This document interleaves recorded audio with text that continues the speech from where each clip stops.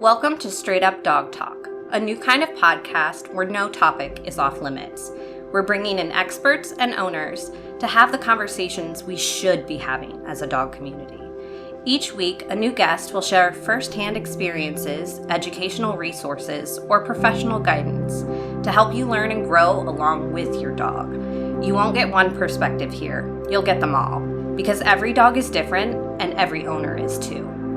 You can follow along on Instagram, TikTok, and Facebook at Straight Up Dog Talk, or by visiting www.straightupdogtalk.com. Tune in from any of your favorite podcast platforms.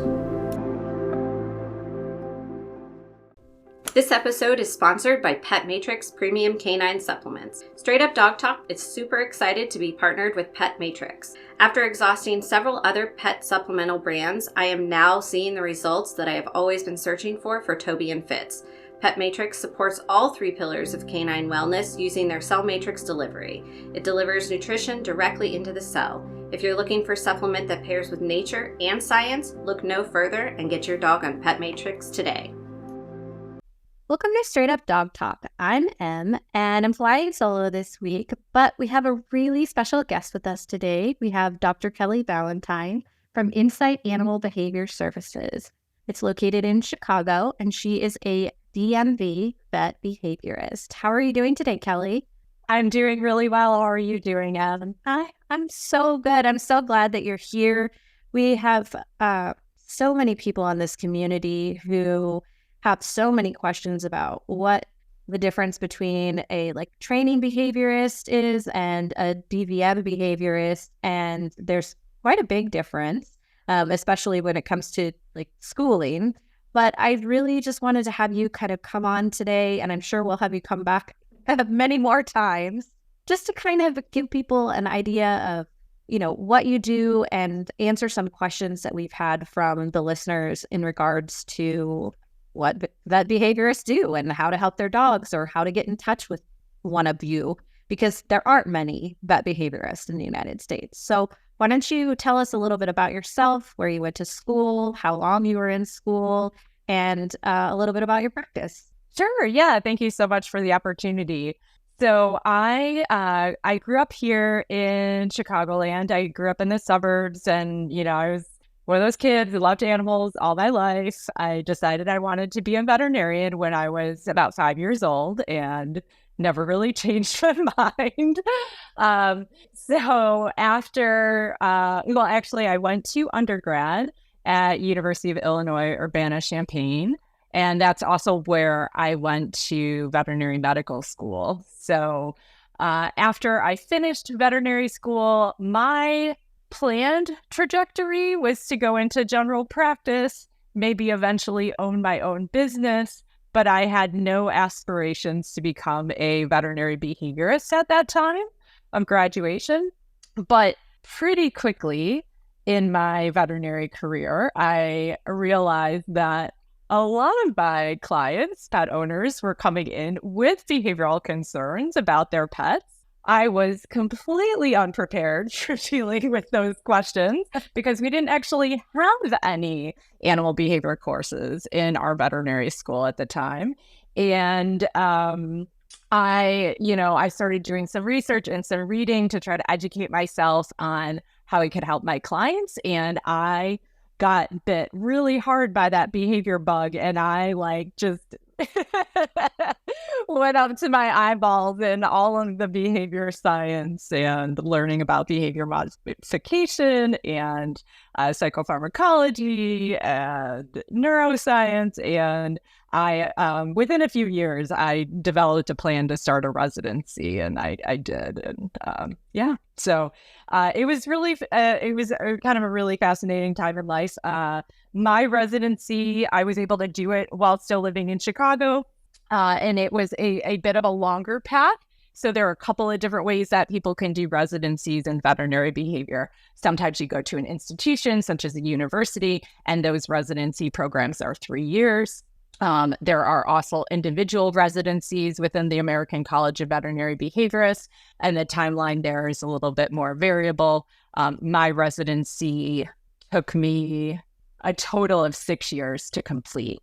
So that was including seeing a required number of cases, writing a case report that got published in a journal. That's one of our requirements, completing a research project. And then also at the end of all of that, we take a 2-day board examination to test our knowledge before we can become board certified veterinary behaviorists. You can't even fathom taking a 2-day test. I mean, getting ready, I've got the next 6 months to study here. And by the time this episode airs, maybe I will have already obtained it. But my CPD TKA, which is the dog training through CCPDT, and that's like, just a 200 question test. I can't even imagine preparing for 2 days worth of testing.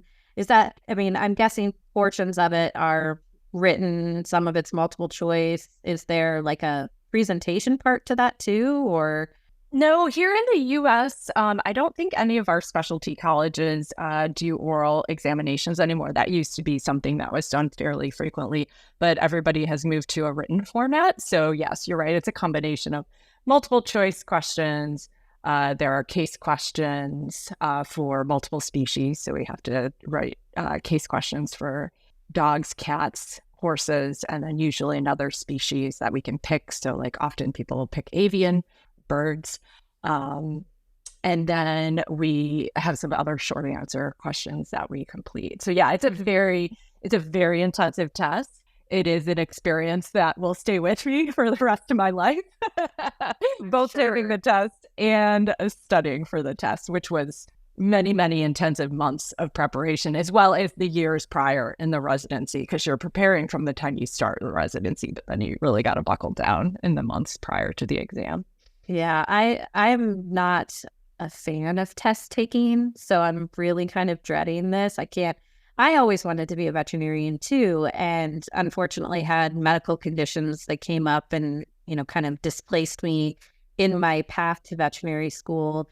And so I never quite made it there, but I was always afraid of that part of it because it is a lot of information. And then you have to carry that with you through your entire career because now you're treating animals. And now not only are you a doctor of veterinary medicine, but you're also a behavior doctor as well. So it's a lot. That's a lot of knowledge. I'm sure, there's always continuing education and stuff that I know that you have to do to keep your license and all of that kind of stuff, which I'm sure is also intensive as well.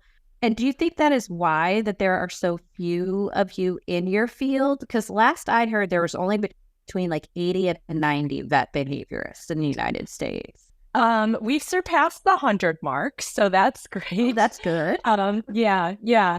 But that number also includes veterinary behaviorists that live and practice in Canada. We also have some veterinary behaviorists certified by the American College that live and practice in Australia. Oh. So yeah, and some so it's not all U.S.-based veterinary behaviorists. And we also have to consider, like, some of those individuals are retired. They're no longer in clinical practice. So the number is small. The reason for that small number, I think, is so we only have a small number of veterinary behaviorists because the college is still fairly new compared to some of the other colleges. We became approved by the specialty board in the mid-90s. So compared to colleges like internal medicine and surgery, we've only been around for a very short period of time.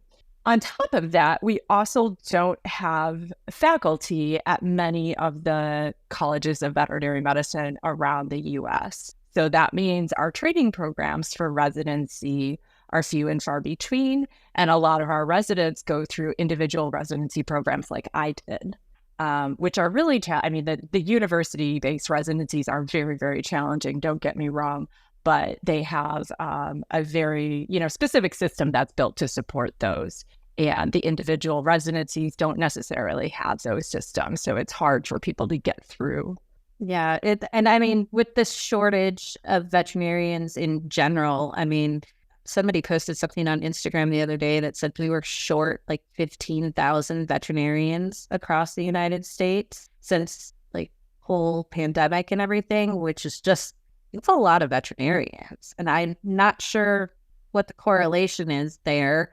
But I know that, we lost doctors and we lost dentists as well during that crazy time. So I think it just kind of, it hit all of the industries. And it's sad to see, but I really hope that there are more students out there and that there are more people interested, because we do need good veterinarians. And we need people like you and I who are very invested in the well-being of animals and in general. I mean, there's so many people out there who care so much more about their dogs nowadays than they used to. And that's kind of where you fall into the really special category, because we have people who are noticing that dogs have emotions, dogs have mental health issues, dogs have, more to them than just this little furry little body that accompanies us about our life. And I think that it's amazing that we're finally coming to that point,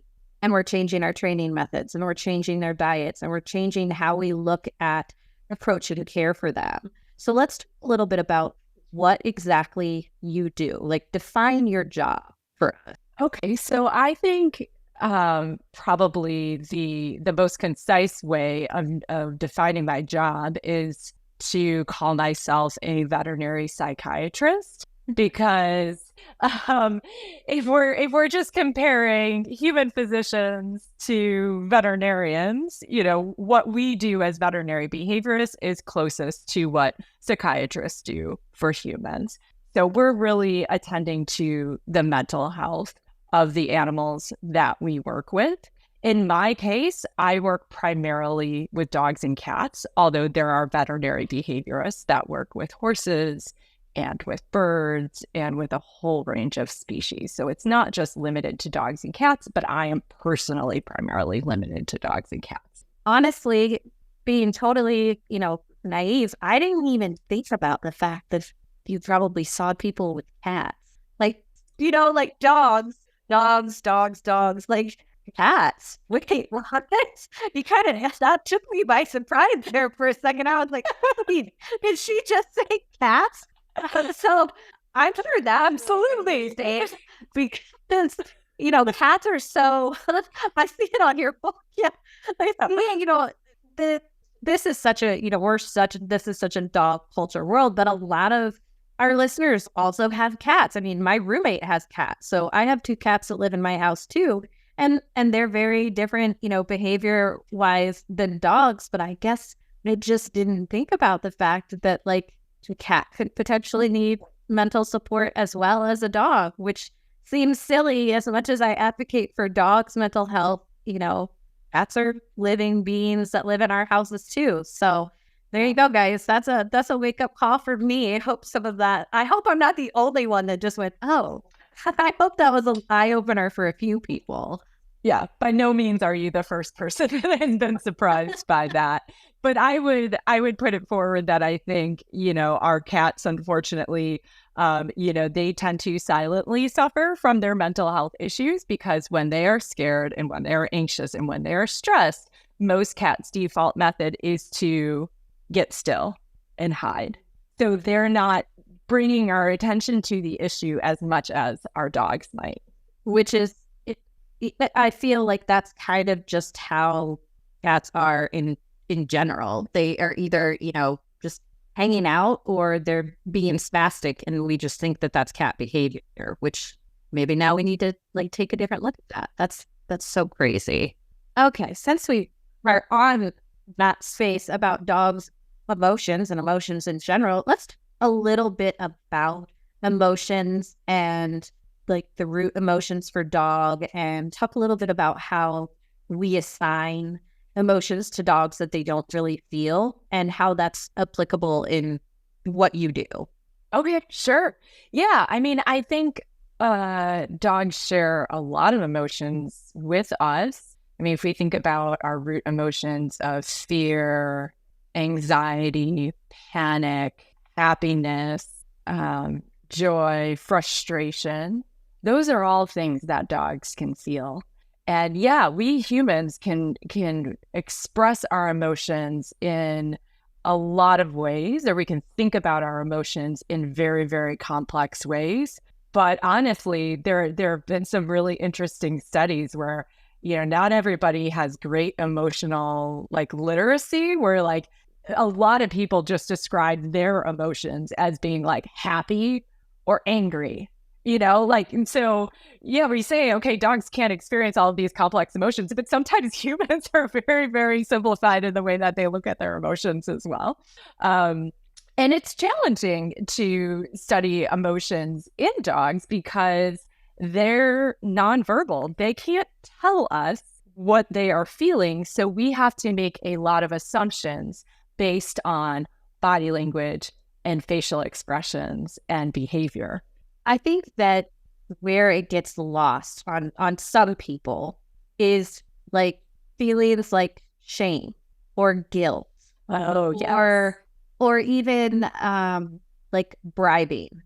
Dogs don't do that. They don't have intent that way that people do. They might see something and go, "Oh, I would like to eat that," but they're not gonna come up with this 18-step plan to get that thing that they want. They're either going to jump up on the counter and get it, or they're going to sit there and stare at you until you give it to them, or, do a treat or do a trick for a treat or something like that. But I think that a lot of people, I think a common phrase that I see a lot on the internet is, "Oh, well, my dog felt bad." Yes. Your dog will identify that you're upset, but they don't necessarily feel guilty about you being upset. And I think that that's something that's really important to point out, because if we're going to advocate for our dog's emotions and their mental health, we have to talk about the things that are valid and real. Yeah. And I think that's also a really important one, because if we assume that our dog feels guilty or bad about doing something, then the follow-up assumption is, well, if they felt bad about it or they know what they did was wrong, then they're not going to do it the next time. But that's not the case, right? Your dog might be showing signs that they are scared or worried about what's happening in the situation. They might, crouch down or pull their ears back and lick their lips, which then makes a lot of humans assume that they know what they did was wrong or they're feeling guilty. But what they're doing is just saying, I'm really worried about what's happening right there. But it's not necessarily going to change how they behave in that situation in the future. Well, and I think that lipping that's something when dogs lick their lips like that and their tongue comes out, that full big tongue. And I've learned this a lot, especially with my dog Fitz, is that, like you said, it generally shows that they're nervous. They're confused, they're uncomfortable about whatever is happening. And generally, if you don't take notes of things like that, that's how people end up getting bit. That's how other dogs end up getting up bit. And I think that, really teaching people how to look at their dog's body language is so important. And I mean, you do that every single day for a living. And I'm sure that, you see the same behaviors in dogs, but how it reads on dogs probably looks completely different. Yes, absolutely. And each dog has its own tendency. Like some dogs might lick their lips really frequently as their sign of stress or discomfort, while another dog might be the type of dog that yawns and pants. So we find that, yeah, certain dogs do some things and certain dogs do other things. And it's also important that we look not only at those specific signs like lip licking or yawning or panting, but we look at the whole picture of the dog. Like, do they have body tension? Are they looking away? Like, what is the whole picture? Because that's going to give you a better idea of how that dog is feeling in the moment, rather than just zooming in on one specific sign. So yes, we work on that with clients all the time.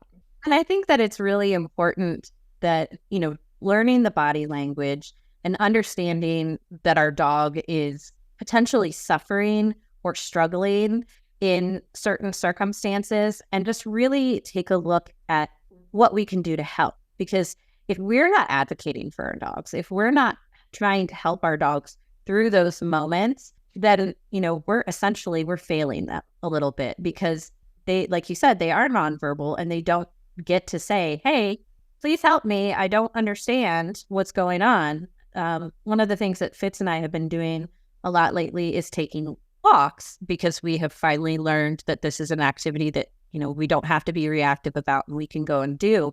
And I usually let him pick the way that we're going.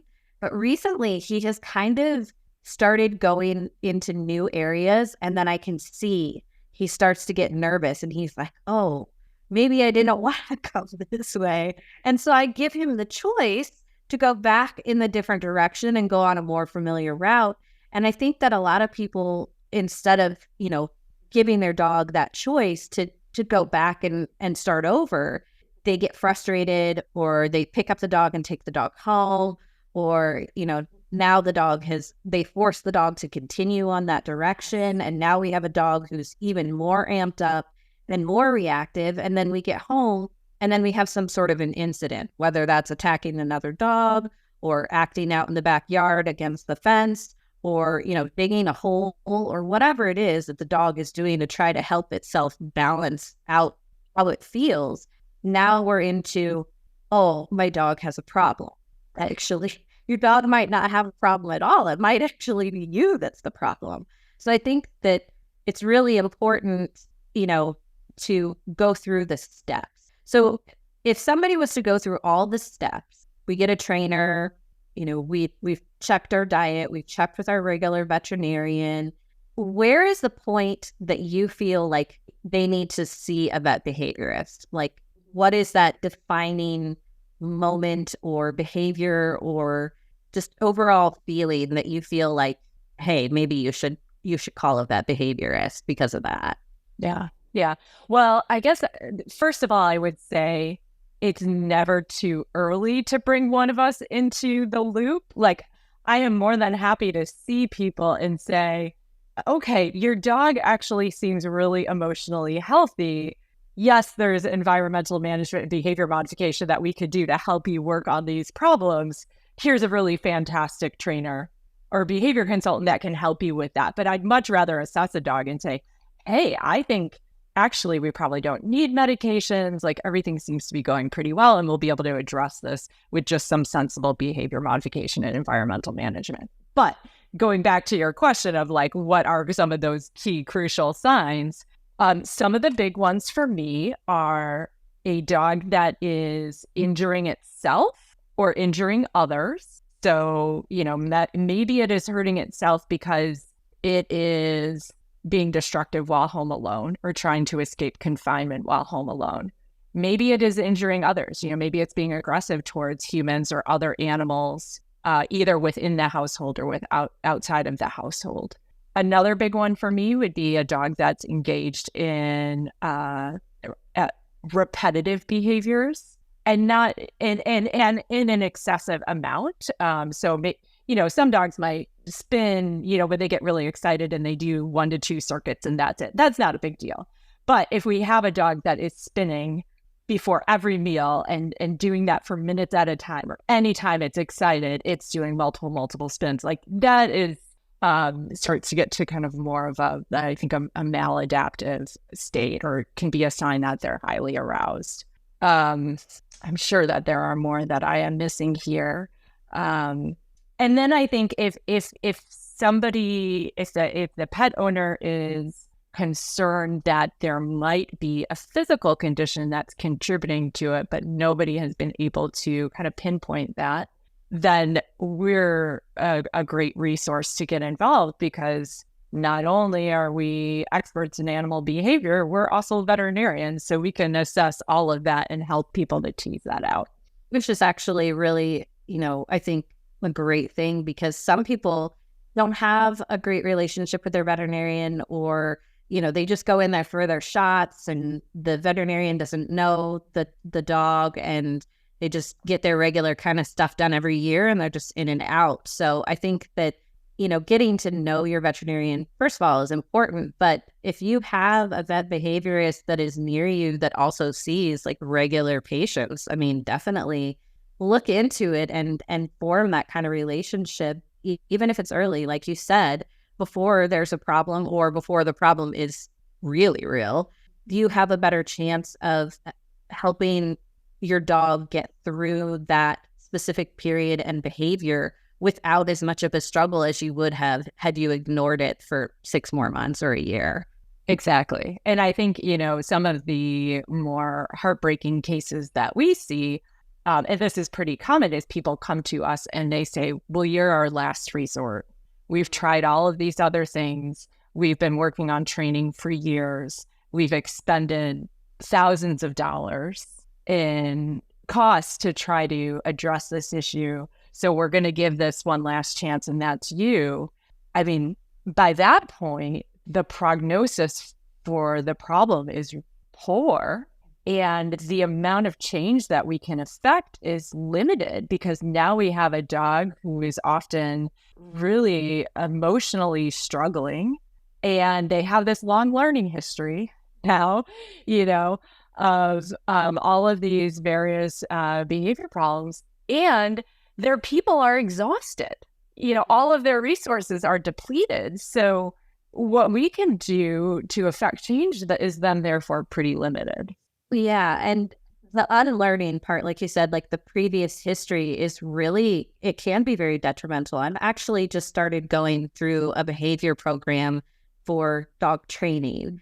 And I think that one of the most important things that I've learned so far is that when you're talking to people, you have to remind them that for every time your dog has, failed or made an error in their behavior, you have to repeat the new behavior that many times.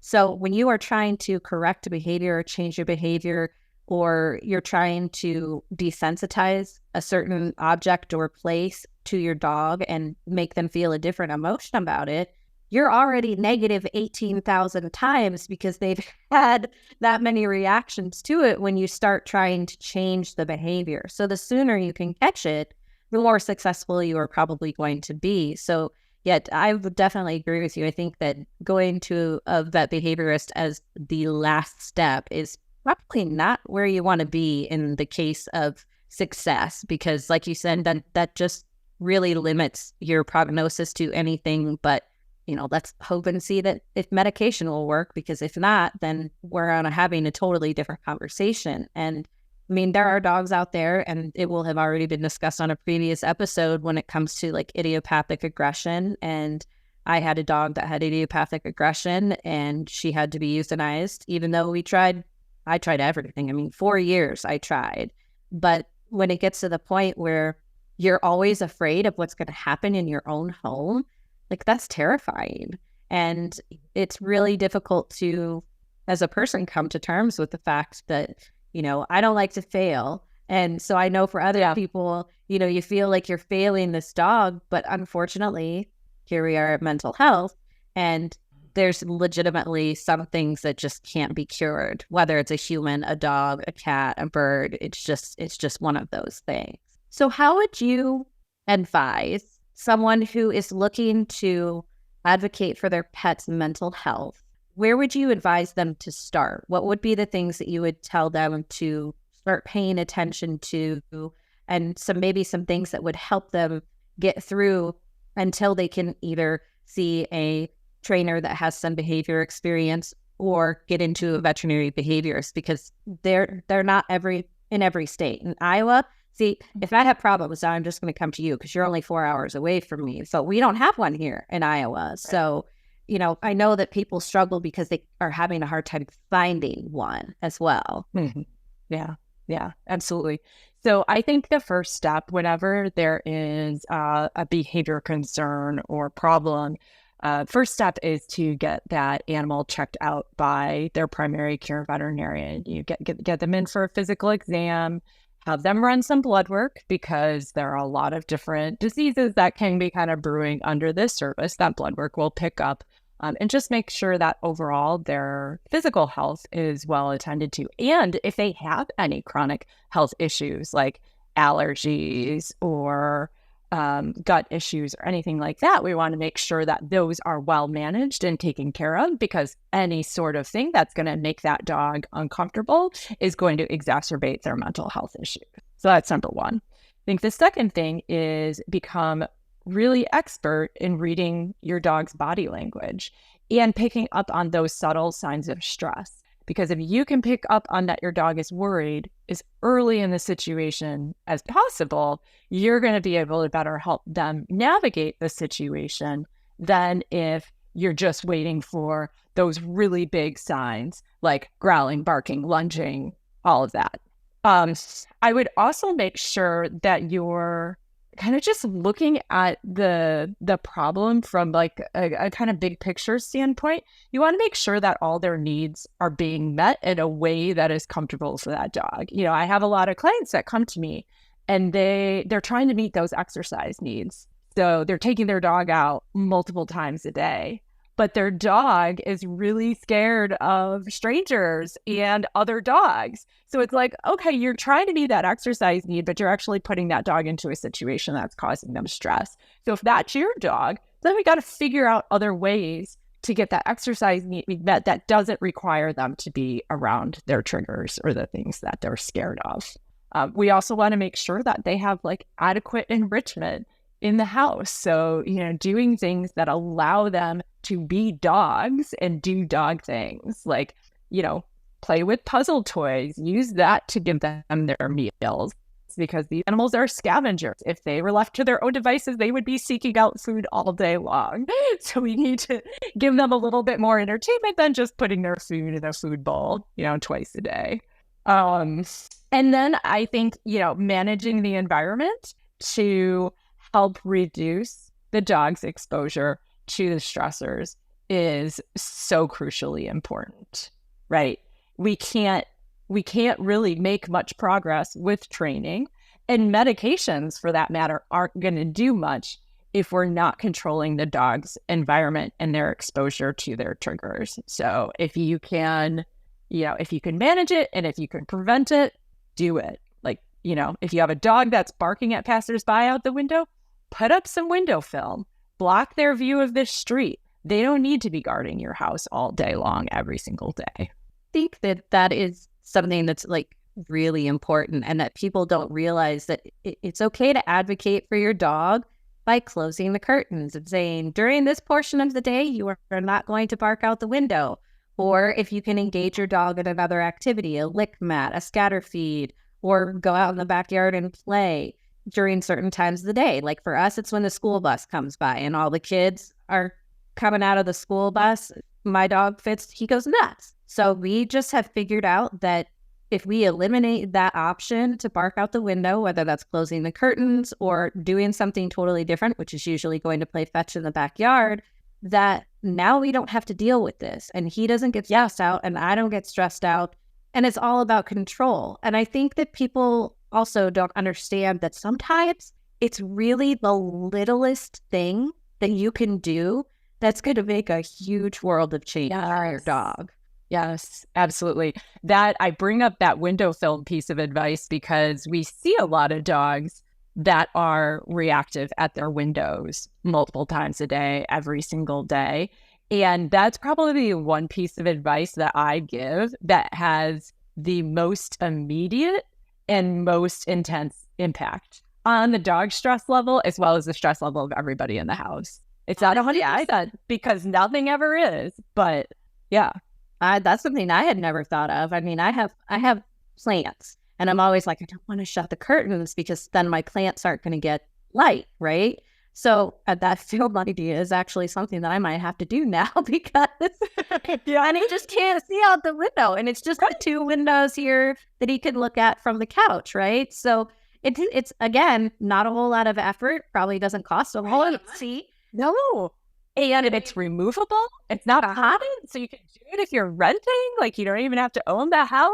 So yeah, that is I think a really important piece. And you know, there's other simple things similar to that. We have dogs that we see that are really sensitive to noises happening outside the home, whether that be from neighbors or construction or the weather or firework, and putting things on like white noise machines to help to buffer that sound from outside of the house can be hugely beneficial for some of these dogs. And yeah, it's just a little thing. You just have to do it once, you know, like, I mean, just, you know, buy the white noise machine and make sure you're using it. And it could make a world of difference and make everybody's life easier.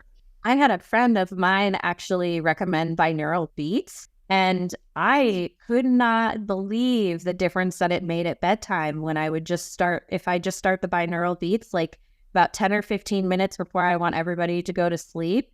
It's like it kind of just sucks them in and they get into their zone, and then they're asleep before I'm asleep, which is not usually the case. Usually they're still licking their paws and self-soothing and all that kind of stuff at bedtime.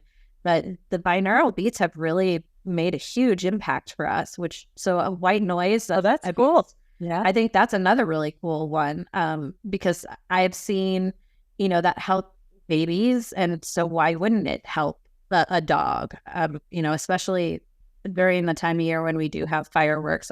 Both of my dogs are really sensitive to fireworks. So, I mean, try multiple things too. That's the other thing. Like, you don't have to just use one thing. You can stack things to prevent those triggers from triggering your dog. You just have to be ready to do it. You have to be prepared to do it. And I think that's where it comes back to, you know, advocating for your dog. If you want to advocate for your dog, you have to be active, like participant.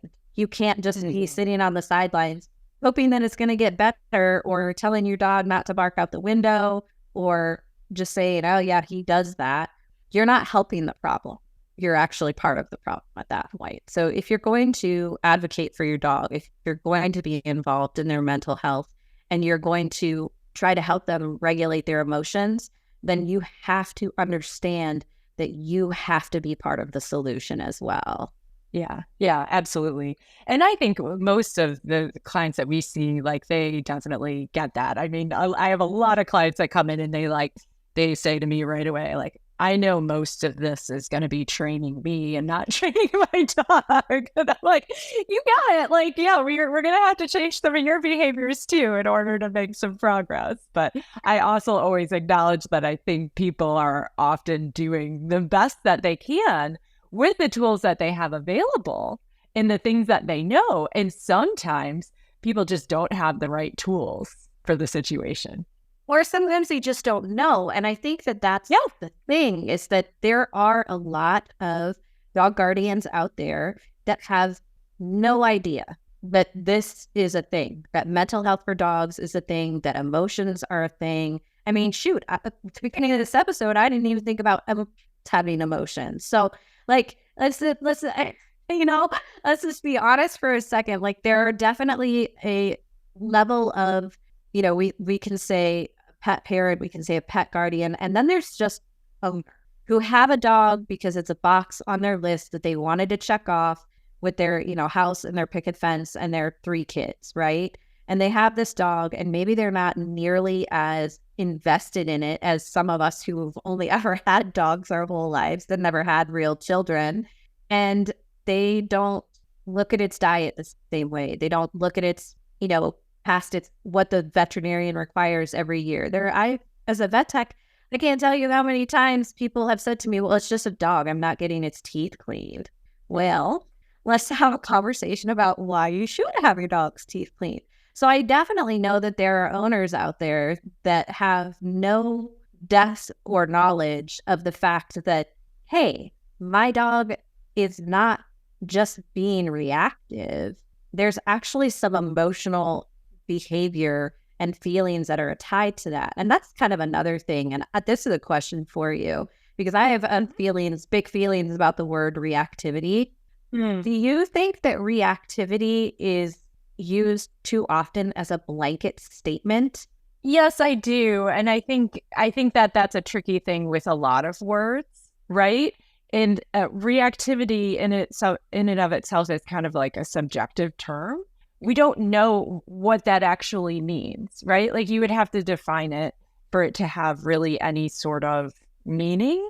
So what we always do in our practice, because we have people that come to work with us that use a whole range of terms, like whether it be my dog's aggressive or my dog is freaking out or, my dog's reactive. And so part of our job is helping to work with them. Well, what does that mean? What does that look like?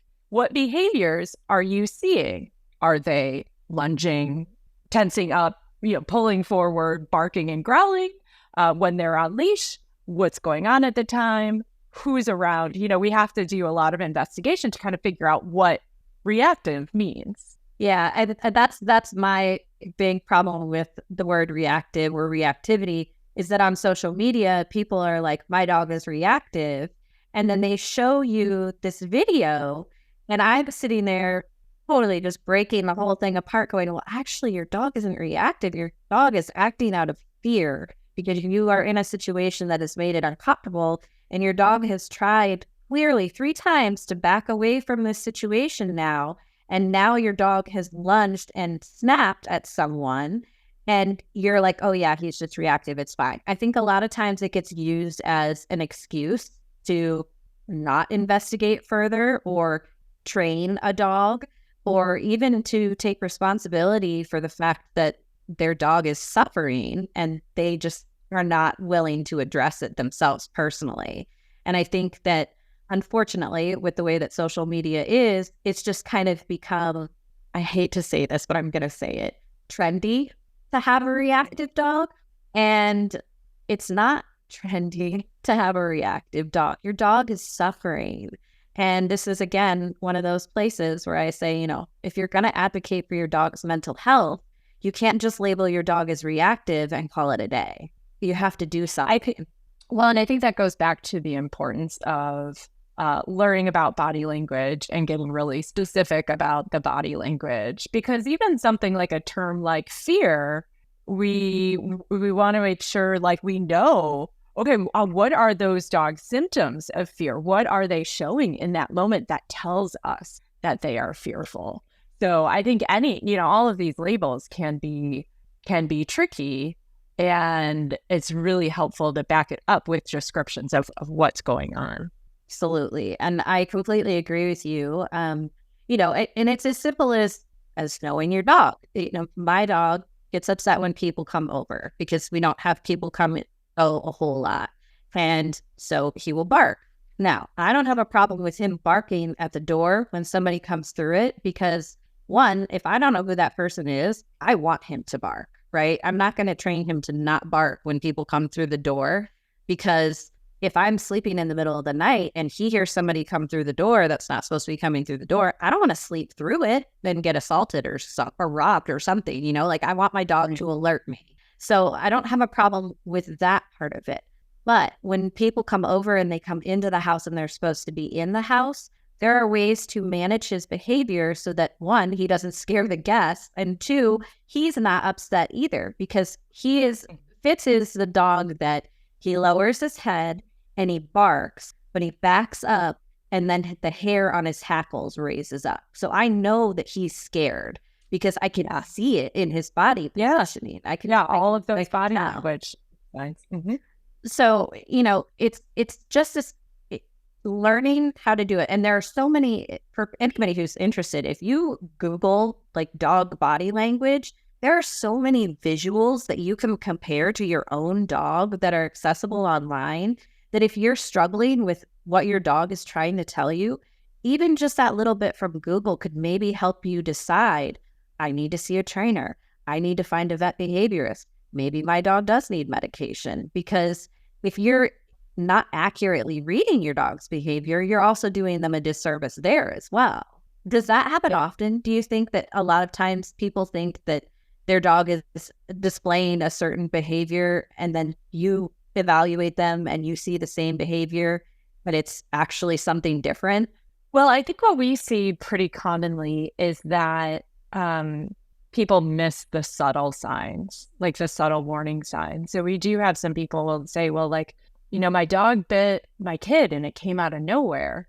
But if we start talking about body language signs of stress and fear, like lip licking and yawning and tensing up and leaning away, then it comes out like, okay, yeah, those behaviors are seen in multiple situations and they were just missed. And I do not blame the owner or the pet parent or pet guardian in that case, because knowledge of dog body language isn't something that we're born with. It's not innate to humans to understand how dogs communicate. That is something that we have to go out and learn. And it takes practice. But as you mentioned, there's a ton of great resources out there. I mean, we have several, they're not ours, but we link to several really good dog body language videos on our website because we want to make sure, that people know what to be looking for, especially those signs of fear, but also when dogs are feeling happy.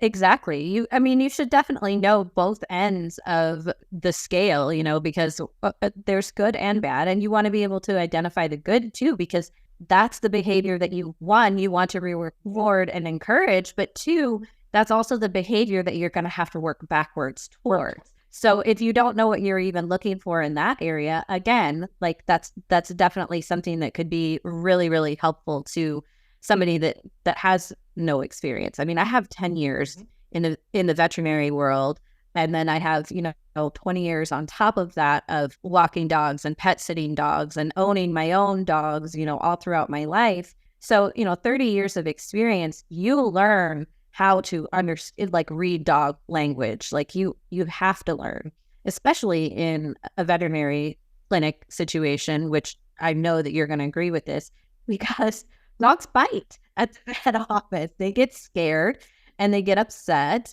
and they bite because of it. And, you have to watch for those signs, like you said, especially those really subtle ones.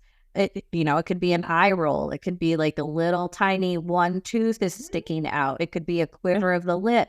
And if you're not looking for those things, you're going to get bit. Yeah, you're going to miss them.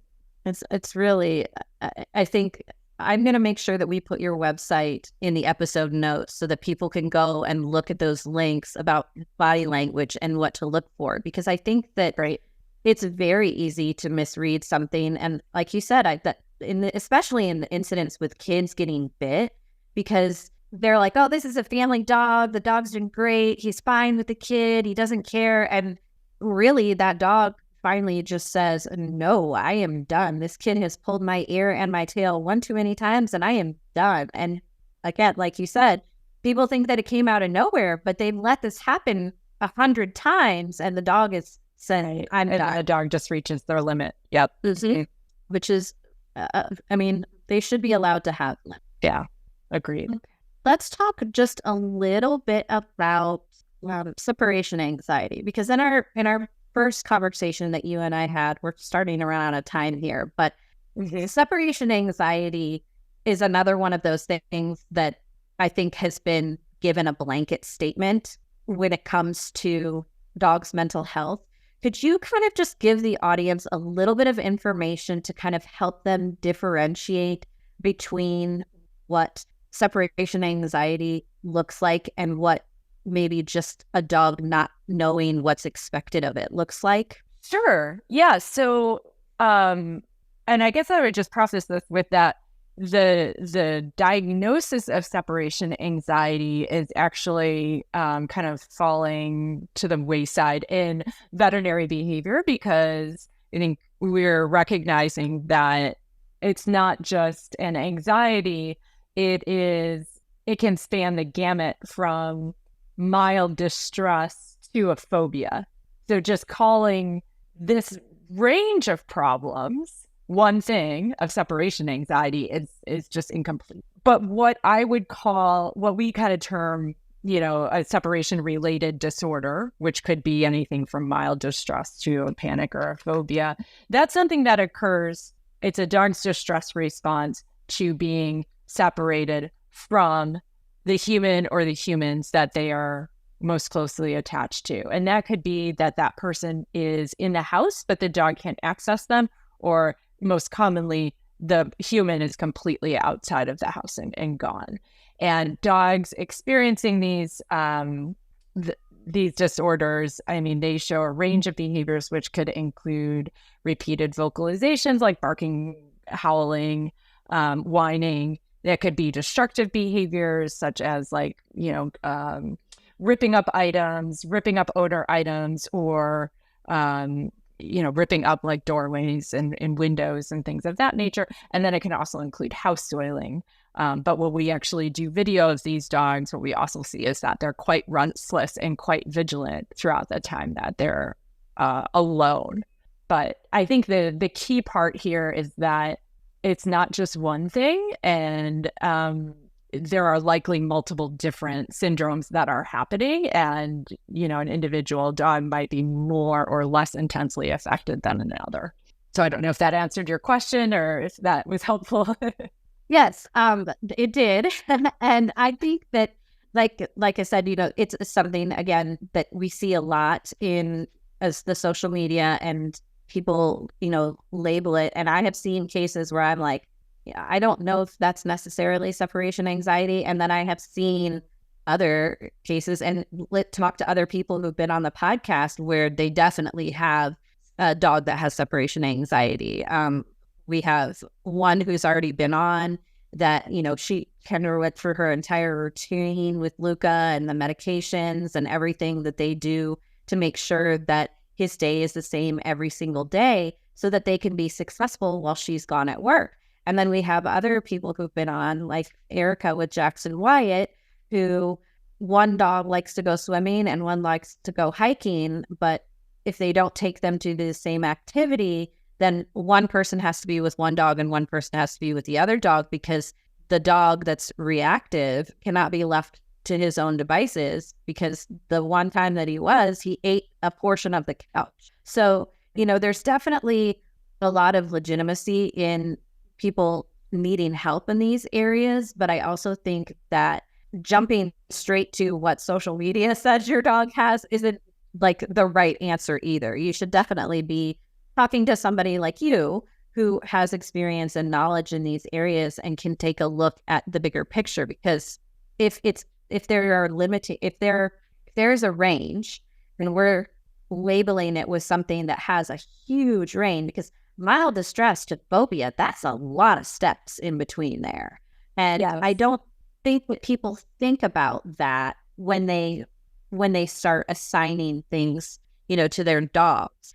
You had told me in our pre-interview about the genetic predisposition and how, like, the pregnancy of the mother before, after, and during can affect the litter of puppies and like their emotional behavior as they grow. And that's still every day I think about this since we had that conversation. So could you just kind of talk just a little bit about that? Because I really think that's something fascinating that we can leave the listeners with tonight. And then next time we can really dive into some of these extreme behaviors. Yeah, absolutely. Yeah, because I think we were talking about, why does one dog develop like anxiety, fear, or phobia versus another dog? And that it's usually not just one thing that causes that issue, right? So we can have genetic predispositions towards fear and anxiety.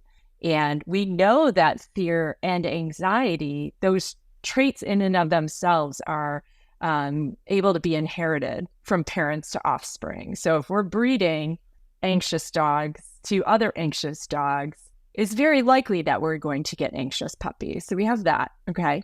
And I guess I would also say, like, your genes aren't necessarily deterministic. So like it's possible you could get a normal puppy out of an anxious mother, but the deck's not stacked in your favor.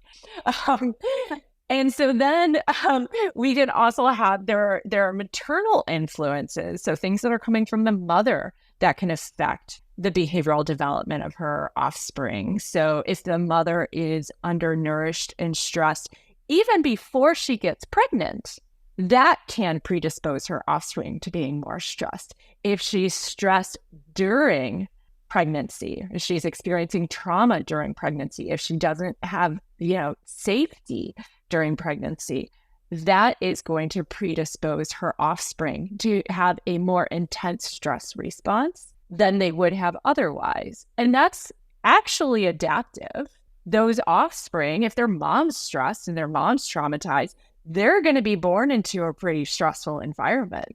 So they need to be highly reactive to stressors. But what we often see happen is we have a mom that's experiencing a lot of stress in her pregnancy, and she has her puppies, and her puppies get scooped out of that environment, right, and put into a pet home where there's not a lot of danger, but these dogs are kind of predisposed to perceiving a lot of normal stuff to be dangerous. So I think it's important to think about that kind of stuff, because in socialization, the effects of socialization and early learning in dogs gets a lot of attention, as it should.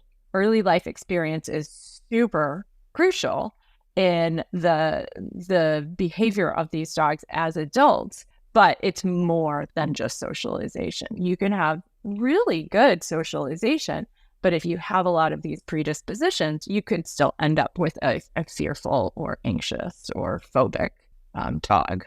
And I think that is like the most important part, because there are so many of us out there who are doing the work. We are putting in the time and the energy. We're seeing the specialists. We're getting the right trainers. And, we're doing everything we can, hopefully, to avoid medication, but also understand that medication may be what is required. And I think that it is fantastic. But I also really like knowing that, this is a living being that comes from another living being, and that there are always going to be genetic factors that contribute to their health, well-being, mental health, the size they are, the color of their hair, the color of their eyes, just like humans. And again, there are just some things that we will never, ever be able to change. And there are, limitations to what owners can and can't handle. And I think that having a vet behaviorist on your roster is never a bad thing, because if you need a second opinion on something, if you need somebody to look at a behavior for you and really kind of just say, hey, this isn't your fault, I'm sure that you probably do a lot of that in your job as well. Oh, absolutely. And I absolutely mean it, because a lot of people that we meet, they've had dogs before, they've been successful with raising and caring for dogs before, and then they get a dog with some really serious mental health issues and are really struggling to manage it. And I wouldn't say ill-equipped, because a lot of them are doing some really amazing things with their dogs, but having a hard time finding success and helping them. So absolutely. And I really think that there is so much more that we're going to be able to go into. And I hope that this episode prompts some questions from the listeners, because I do want to talk about a couple of other things. I really would like to get into separation anxiety some more with you. I would love to get into adolescent puberty with you, and just some of the other overall mental health things that really a lot of people don't think about. Unfortunately, we are out of time for this evening. So I am going to thank you so much for being here, and I cannot wait to continue this conversation with you. Excellent. Well, thank you so much, Anna. It was really a pleasure. Absolutely. You obviously are welcome to come back anytime. I hope that this information was helpful to you guys. I hope that it makes you guys ask some questions, and you guys have resources to reach out directly to Dr. Kelly and get connected with her clinic if you're in the area, or even if you just want to drive once for your in-person visit and start virtual work with her as well. So you guys have a great evening, and we will see you next week on Straight Up Dog Talk. This episode is sponsored by Pet Matrix Premium Canine Supplements. Straight Up Dog Talk is super excited to be partnered with Pet Matrix. After exhausting several other pet supplemental brands, I am now seeing the results that I have always been searching for Toby and Fitz. Pet Matrix supports all 3 pillars of canine wellness using their cell matrix delivery. It delivers nutrition directly into the cell. If you're looking for a supplement that pairs with nature and science, look no further and get your dog on Pet Matrix today. Straight Up Dog Talk was created by Emily Breslin. It is edited, produced, and co-hosted by Josh Wasta under the supervision of Straight Up Dog Talk, LLC, and Emily Breslin. If you're enjoying this podcast, follow or subscribe to be sure you don't miss an episode, and leave us a review on your favorite platform. Looking for more honest and relatable dog content? Check out our sister show, Unpacked, with Jerry Sheriff and Madison Simpson. Thanks for listening to Straight Up Dog Talk. See you next week.